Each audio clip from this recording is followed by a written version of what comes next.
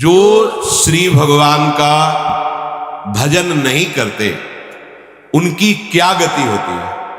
भगवान ने बताया कि जो महात्मा जन हैं वो मेरा भजन करके मेरे को प्राप्त होते हैं, उनका पुनर्जन्म इस संसार में नहीं होता। पर जो प्रभु से विमुख है, ध्यान से सुनिएगा, जो प्रभु से विमुख है, भजन नहीं करते हैं, भगवान के चरणों का आश्रय नहीं लिए हैं, उनकी क्या दुर्गति होती है, उनको कितना कष्ट भोगना पड़ता है। तस्य जनो नूनम नायम वेदोरु विक्रमम काल्यमानोपि बलिनो वायोरिउ घनावलिहि। पहले तो समझ लो कि ये काल किसी का मित्र नहीं है, किसी का शत्रु नहीं है, या किसी से प्यार नहीं करता, समय आने पर सबको नष्ट कर देता है। ये बड़ा बलवान है काल, आज तक इसे कोई अधीन नहीं कर पाया। ये सबका नाश करने पर तुला हुआ है। देखो ना, जरा सी भूमि हिली, हजारों लाखों लोग मर गए, निर्दयी काल को दया भी नहीं आती। आराम से मुस्कुराते हुए हंसते हुए गाड़ी में जा रहे, सामने से ऐसा सब नष्ट, मर गए। एक काल किसी को नहीं बख्शता। पहले समझ लो, तुम जो मत वाले हो रहे हो, शास्त्राज्ञा का उल्लंघन करके भजन नहीं कर रहे हो, काल के निशाने पे हो, रौंद दिए जाओगे। ये दयालु नहीं है, बिल्कुल इसको दया नहीं है। ये पुत्र से पिता की मृत्यु करा दे, मां से पुत्र की मृत्यु करा दे। देखो ना, मां गर्भ में ही बालक की हत्या कर देती है। बड़ा बलवान है काल, किसी के वश में नहीं, किसी के अंकुश में नहीं, सब इसके अधीन है। वायु के द्वारा उड़ाया जाने वाला मेघ समूह जैसे बल को नहीं जानता वायु के, ऐसे ये चराचर जीव काल के बल को नहीं जानता है। भगवान स्वयं कपिल देव जी माता देहूति से कहते हैं, ये समस्त योनियों में भ्रमण करने वाले जीवों पर हर समय दृष्टि रखता है काल, और अवसर पाते ही सबका मिटिया मेट कर देता है। परिचय है भला इस काल से? कोई नहीं जानता इसका, इसके बल को कोई नहीं जानता। जीव प्रत्येक क्षण सुख की अभिलाषा से ही कार्य करता है। शास्त्र है, तुम्हारे मन की एक एक बात इसमें लिखी हुई है। प्रत्येक प्राणी जो भी चेष्टा करता है वो सुख के लिए करता है, चाहे चींटी ही क्यों ना हो, वो भी बड़े श्रम से एक दाना उठा करके घसीटती हुई जा रही है, केवल सुख की लालसा से। तुम जो जो कार्य करते हो सुख की अभिलाषा से, बड़े से बड़ा कष्ट उठा करके तुम उस क्रिया को पूर्ण करते हो, और काल ताक में लगाए हुए तुमको वहीं नष्ट कर देता है। देखो ना, काल किसी को नहीं छोड़ता, उसको कभी शोक नहीं होता कि मैंने ये क्या किया। ये भगवान का रुद्र रूप है काल। मंदमती जीव बच सकता है काल से।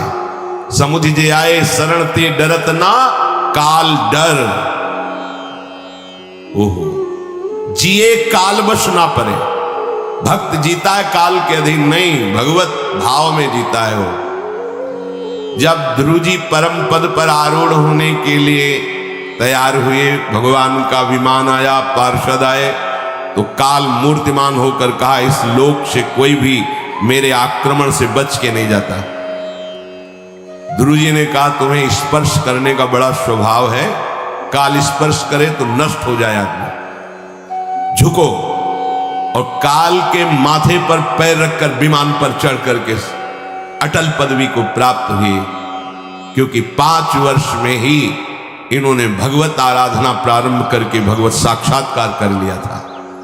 काल के सर पर, माथे पर पैर रखकर, जो काल सबको नष्ट करता है, उस काल के ऊपर पैर रखकर ध्रुव जी भगवान के पार्षदों के द्वारा उस विमान पर बैठकर परम पदवी को प्राप्त हुए। तुकाराम जी विठ्ठल विठ्ठल विठ्ठल, केशव विठ्ठल विठ्ठल विठ्ठलाम, माधव विठ्ठल विठ्ठल विठ्ठलाम, नाम जप के प्रभाव से सबके बीच में विमान आया और सदैव भगवत धाम में, सदैव काल कहीं रोम को भी नहीं छू पाया। सदैव मीरा जी श्री लाल बिहारी में समा गई द्वारिका, सदैव जगन्नाथ जी में महाप्रभु चैतन्य देव समा गए। काल की गति नहीं कि छू सके। जिए काल वशना पर एक ही उपाय है, भगवान की शरण। और वो ये जीव मतिमंद जानता ही नहीं, वो अपने अहम में विचरता, मैंने इतना कमा लिया, ये कर लूंगा, एक काल सब एक क्षण में नष्ट कर देता है। जरा सी पृथ्वी हिली, बड़ी बड़ी बिल्डिंगों सहित रहने वाले चकनाचूर हो गए। सब कमाई, रुपया, पैसा, पढ़ाई लिखाई, पदवी सब नष्ट भ्रष्ट कर दिया। जरा सा समुद्र में उफान आई कि प्रांत के प्रांत डुबो दिए, मिटिया मेट कर दिए। किसी ने आज तक काल को कभी नहीं दोष लगाया, क्योंकि वो इतने रूप धारण करता है, तुम इंगित ही नहीं कर सकते कि ये काल है। ये मंदमती जीव अपने इस नाशवान शरीर को बहुत ध्यान से सुनना, और शरीर संबंधियों को सब कुछ मानता है। घर, खेत, धन, परिवार, यही उसका जीवन होता है। ये शास्त्र है, जो तुम्हारा है वही इसमें लिखा है, जो इसमें लिखा है वही तुम में हो रहा है। इस संसार में ये जीव जिस योनि में जन्म लेता है, इसका स्वभाव है उसी में वो जीना चाहता है, आनंद मानने लगता है। चाहे जितनी घृणित योनि हो, वो उसी में सुखी रहता है। महाभारत में प्रसंग आता है, भगवान व्यास देव जी जा रहे थे तो एक नाली का कीड़ा बड़ी तीव्रता से मार्ग पार कर रहा था। रोका और कहा, क्यों इतनी शीघ्रता से तुम? वो बोले, देखो ये घर घर करती हुई बैलगाड़ी आ रही, ये हमारे ऊपर चढ़ जाएगी, मैं मर जाऊंगा। अरे बोले, तेरा इतना घृणित शरीर है, नाली में कीड़ा बन के रहता, मर जाएगा, योनि बदल जाएगी। तो बोले, महाराज तुम्हें जितना ये व्यास शरीर प्रिय है, उतने मुझे कीड़े का शरीर प्रिय है। बड़ा प्रसंग है उसमें। ये जीव जिस जिस योनि में जाता है, उसी में आनंद मानने लगता है। ये भगवान की माया से ऐसा मोहित हो रहा है कि ऐसे कर्म करता है जिससे नरक भोगना पड़े और नारकी योनियों में जाए, और वहां विष्ठादि कुंडों में, मवाद के पीप के कुंड, विष्ठा के कुंड में डाला जाता है, फिर उन्हीं का कीड़ा बनाकर यहां भेजा जाता है। हम ही तुम हैं, दूसरा कोई नहीं है। अब वो उन कीड़े की योनि को भी नहीं छोड़ना चाहता, वहां भी आसक्त होकर सुख मानता है। जैसे नृसिंह भगवान ने प्रहलाद जी को कहा कि तुम चाहते हो संसार का उद्धार हो जाए, लाओ तुम किसी को भी लिवा लो, मैं सीधे बैकुंठ ले जाऊंगा।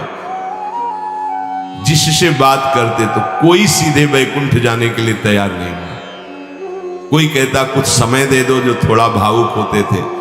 कोई कहता क्या करेंगे बैकुंठ जाके, बेटी का ब्याह है, बेटा ऐसा वैसा।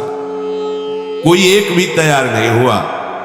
गांव के बाहर निकले तो सुकरी विष्ठा खा रही थी। बोले, इससे ज्यादा दुख किसको होगा। सुकरी से कहा, भगवान प्रकट हुए, कह रहे हैं धाम चलो, चल बैकुंठ। तो बोले, मिलेगा विष्ठा?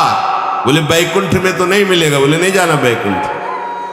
वो विष्ठा में इतना सुखी कि बैकुंठ जाने के लिए तैयार नहीं। विष्ठादि भोगों में ही वो सुख मान लेता है, छोड़ना नहीं चाहता।